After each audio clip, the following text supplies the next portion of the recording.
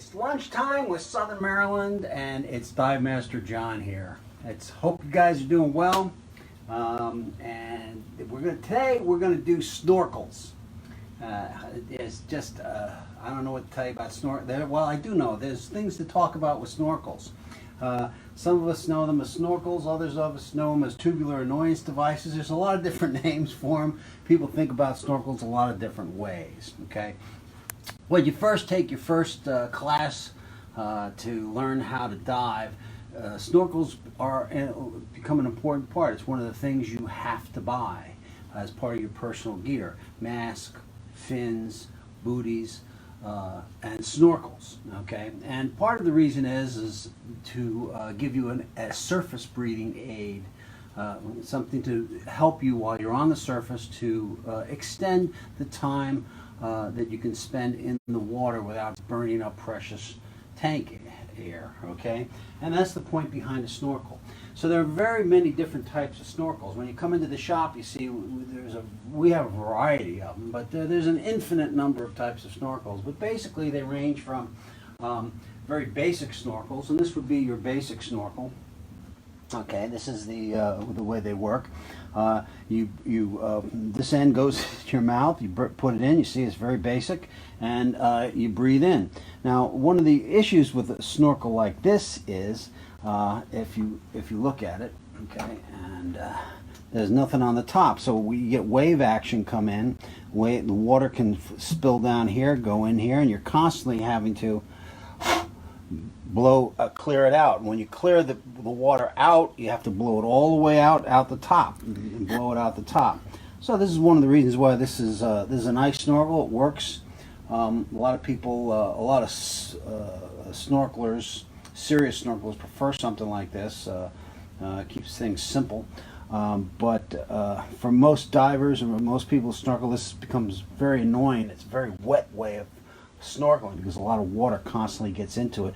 And like I said, to clear the snorkel, it takes a lot of effort, a lot of breath to blow the water completely out the top. Okay, and with all snorkels, they all have these snorkel clips on, which clip onto the side of the snorkel. So they clip onto the side of the snorkel to the snorkel strap, thusly. Okay, so that's one type of snorkel. This is your basic type of snorkel. And then, so you have another version of that would be this snorkel. Now this is would be used by a lot of technical divers use this. A lot of divers, well, not just technical divers, but other divers who don't want to have constantly wear the snorkel. What they do is this one rolls up, folds up,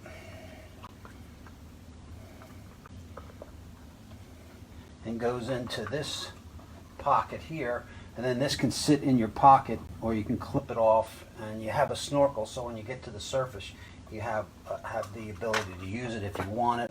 Otherwise, it's not hanging on your mask. You only deploy the snorkel when you absolutely want to use it. Otherwise, it's not part of your gear. So that's another type of snorkel. Again, very basic. Breathe in, and you have to clear it all the way out the top. Now I'm going to jump down over to here. We have another type of snorkel. Okay, has a little some more up features, and this is the one we typically sell to most divers because it has some features that make it a little bit more usable. One of them has a splash guard at the top.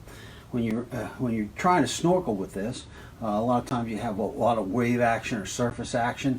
Instead of the water just hitting the top and flowing into the snorkel itself, the tube, you have this device here which keeps the water from flowing right down the tube. So it's a splash guard of sorts.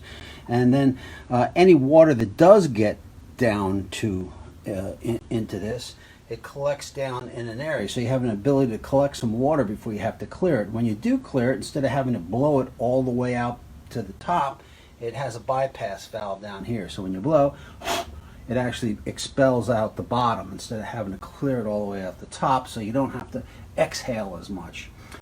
which, as you know, sometimes when you're in the water and you're in a choppy sea situation, you want to keep as much air. You don't always have a full breath of air, right? It does have this flex tube, right? And the idea is the flex tube is you keep it so it's out of the way, or you can bring it back up when you need it. But if you notice, it's a little bit stiff. So that's one. So this is one type of this is sort of the base level I would usually recommend to people they get for diving. Now the step up from there is the other thing about this is this is, at this level too, the mouthpiece is replaceable, so you can replace the mouthpiece as well on this. So if you bite through it or it becomes ripped or torn, you can replace it. Now the step up from there is are the Impulse 3, which is by Aqualung. And this really is a really very nice snorkel. This is the one I keep. And I keep this in my dive kit. I don't typically wear a snorkel. For me, I find it gets in the way. I worry about it for a lot of reasons. You'll find a lot of divers don't wear snorkels after a while. And entanglement hazards, they get in the way of things. They're not in your view. It's difficult, but a lot of other divers prefer them because when they get close to the surface, then they switch over to them, and it makes breathing a little bit easier on the surface. My philosophy is I spend as much time as possible in the water, under the water.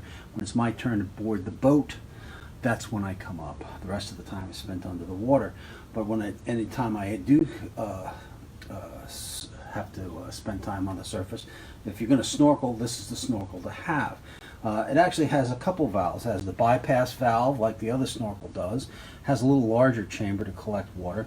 But it also has another valve up top here. It's cone-shaped. It drops down, and so any water that does get in here, the valve closes, and the water runs out on the side here and stays. The water bypasses and doesn't come into the here at all. So it works out, it stays remarkably dry. And again, the mouthpiece here is based on the same design that we use for the regulators. It's made by Aqualung, and it is a comfort bite mouthpiece. So instead of having to bite on it like you would normally, it actually sits in your mouth and your mouth holds it. So you can actually snorkel with this for a long period of time. So if you're snorkeling, a lot of divers go down with non-diving folks, and they do spend some time snorkeling. This is a very comfortable mouthpiece to have if you're going to be doing a lot of snorkeling. It's comfortable, and again, it is replaceable. And because it is, because of what it is, you can get it in different sizes. So depending upon the size of your mouth. The other thing I like about it too is if you are going to use it while you're diving, if you notice the flex on here, it actually falls out of the way. So if you've got your dive mat, your octopus or your regulator in your mouth, this one, instead of staying stuck up there, you can keep it properly positioned, but it actually falls away. So it makes it a lot better in terms of functionability and staying convenient to use. Okay. For you. Okay, so those are some of the features that you want to look for in a snorkel. Another reason to keep snorkels around, frankly, I keep my snorkel around. This is the snorkel that I keep, by the way, and I keep this snorkel around all the time, even on trips. You may not see me wear one on a trip, but it's with me all the time, because if you've taken a rescue diver course, you know you need to have a snorkel with you available at all times. So you may have to reach in, grab your mask, your fins, and your snorkel in order to jump in the water to help rescue somebody.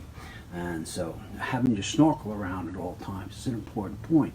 And the question is, what kind of snorkel do you want to have? Do you want to have one that you need where you're going to be splashing around and having the water pour in, or do you want to have one that's going to be comfortable for you when you're in the water going out to get somebody? And rescuing people is stressful, very stressful. So you want to keep as little stress on you as possible from your equipment. And this is a very stress-free snorkel. Those are some of the things you want to look for when it comes to snorkeling, to the snorkels. And so to sum up really quickly, you have a couple different kinds of snorkels. You have your basic snorkel, okay, and it comes in two flavors. This one rolls up and can be stored away easily. You have your basic one with a splash guard and bypass valve, and then you have your more of your top of the line type snorkel that has the valve at the top, better materials, and a comfortable mouthpiece, and also the flex that allows it to stay out of the way if you're wearing it while you're diving. All right, and it works very well just if you're going to be doing some snorkeling. I'm a diver. Snorkeling's a lot like kissing your sister for me, but I don't know what to tell you. But people tell me that they enjoy snorkeling. I don't know. So there you go. So today this is a brief one on snorkels. Tomorrow, well, it's Friday. What I would like to talk to you about is the next one we're going to do is we're going to talk about dive boat etiquette. It's a little off topic. It's not has anything to do with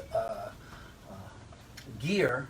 In that, what do you do with your gear? How to store it while you're on the boat, and how to handle your gear while you're on the boat.